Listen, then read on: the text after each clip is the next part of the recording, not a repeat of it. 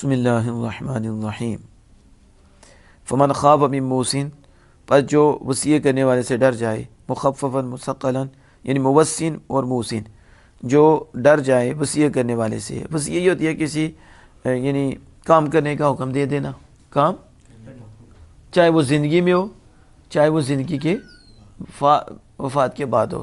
لیکن ہمارے عرف میں یہ ہوتا ہے کہ وصیت یہ ہے کہ مرنے کے بعد جس چیز کا حکم دیا گیا مرنے کے بعد اس پہ عمل کرنا ہے، مرنے کے بعد جب وہ مر جائے تو اس پر عمل کیا جائے، یہ عرف میں ہے۔ ویسے عام ہے کہ کسی چیز کا حکم دے دینا کہ یہ کرنا ہے، چاہے وہ زندگی میں ہو چاہے وہ وفات کے بعد ہو، اسے وصیت ہی کہتے ہیں اسے۔ لیکن ہمارے ہاں یہ سمجھا جاتا ہے عرف میں کہ وصیت جو بندہ فوت ہونے والا ہے وہ وصیت کرے، کسی چیز کا حکم دے تو اس کے مرنے کے بعد اس پہ عمل کیا جائے، اس کے مرنے کے بعد اس پر کیا ہو، عمل ہو۔ تو بس جو نصیحت کرنے والا زیادتی اس سے زیادتی کا خوف ہو، اس سے زیادتی کا خوف ہو اور گناہ کا خوف ہو تو ان کے درمیان صلح کرا دیں۔ یہاں دیکھیے حاشیہ نمبر 18 ہے، جانا فن، اللہ پاک فرماتا ہے جانا فن، اور یہ کہتے ہیں جنف جو ہے لغت میں المیل، یہ جھکاؤ کو کہتے ہیں، کس کو؟ مطلقاً، اور اس کے ساتھ ارید بہ ہا المیل، اور اس کے ساتھ اس جگہ میل سے خطا کا ارادہ کیا گیا ہے، پر جس سے خطا کا خوف ہو، یعنی وصیت کرنے والے سے خطا کا خوف ہو۔ کیوں یہ معنی لیا گیا؟ ادھر جانا فن سے خطا کہتے ہیں بقرینۃ مقابل ہی، اس کے مقابل کے قرینے کی وجہ سے، اس کے مقابل کے قرینہ کی وجہ سے۔ انما یکون بالقصد، بے شک وہ بالقصد ہوتا ہے، کیونکہ یہ بالقصد ہوتا ہے۔ کیا ہوتا ہے؟ بالقصد، خطا، اسمن، بین طور کے وہ جان بوجھ کر کرے، یہ کیا کرے؟ جان بوجھ کر یہ کرے۔ اب آگے یہاں دیکھیں حاشیہ نمبر 19 پہ، کیا وہ تخصیص غنی، غنی کو خاص کرنا، الاخدہ، کیا مطلب؟ بان اوصال الاغنیاء فقط، کہ وہ فقط اغنیاء کے لیے ہی وصیت کرے، اس کا خوف ہو، کس کا؟ کہ وہ بس مالداروں کو خاص کر لے وصیت سے، وصیت کے ساتھ مالداروں کو خاص کر لے، تو جب اسے یہ خوف ہو موسی سے خطا ہو یا گناہ کا، وہ جان بوجھ کے کیا کرے گا؟ مالداروں کو خاص کر لے گا وصیت کے ساتھ۔ تو کہتے ہیں وَكَانُوا يُوصُونَ بِأَمْوَالِهِمْ لِلْأَغْنِيَاءِ، اور وہ لوگ کیا کرتے تھے؟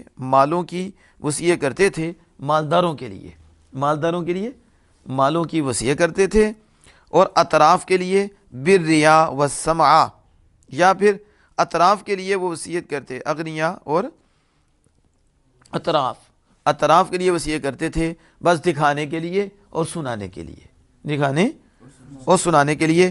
اور یحرمون الوالدین والاقربین، اور والدین کو محروم کرتے تھے اور رشتہ داروں کو وصیت سے محروم کرتے تھے۔ تو بس جسے خوف ہو موسی سے کہ وہ زیادتی کرے گا، خطا ہوگی، خطا کرے گا، زیادتی کرے گا، گناہ کرے گا جان بوجھ کر، وہ کیا کرے گا؟ سلو سے زیادتی کر دے گا، یا پھر غنیوں کے ساتھ ہی وصیت کو خاص کر دے گا، ٹھیک ہے؟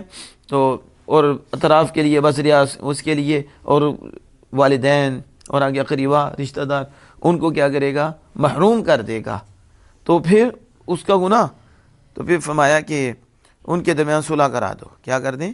درستی کرا دے موسی اور موسیٰ علیہ کے امر بالعدل کے ساتھ، کس کے ساتھ؟ پھر اس پر کوئی گناہ نہیں، اس میں اس پر گناہ نہیں اس میں۔ ان اللہ غفور رحیم، بے شک اللہ تعالیٰ بخشنے والا مہربان ہے۔ یعنی یہ حاشیہ نمبر 20 ہے کہ اشارہ ہے اس طرف کہ میل دو نوع میں بند نہیں ہوتا، یہ جھکاؤ جو ہوتا ہے کہ مالداروں کی طرف جھکاؤ ہو جائے، مالداروں کی طرف جھکاؤ، یہ دو نوع میں مذکور نہیں ہے، دو، بلکہ یہ اس کے علاوہ بھی ہے، یہ جیسے کتفضیل القریب الغیر الوارث الاقرب، جیسے وہ قریبی جو وارث تو نہیں ہے، جو اور وہ قریبی جو وارث ہے اس پر اسے فضیلت دے دینا، اس پر، تو پتہ چلا پھر دو نوع میں یہ بند نہیں ہے، بلکہ اس کے علاوہ بھی ہے کہ والدین کو بھی محروم کرنا، رشتہ داروں کو بھی، اور اسے پھر قریبی، کیا قریبی، وہ بھی رشتہ دار ہے لیکن وارث نہیں، اس کو بھی قریبیوں پر کیا کرنا؟ ترجیح دے دینا، اور اس سے بھی ان کو دور کر دینا۔ تو لہذا یہ غنیوں کے لیے اور اطراف کے لیے، اور ساتھ اس قریب کے لیے کہ جو وارث نہیں ہے، اس پر ترجیح دینا، کس پہ؟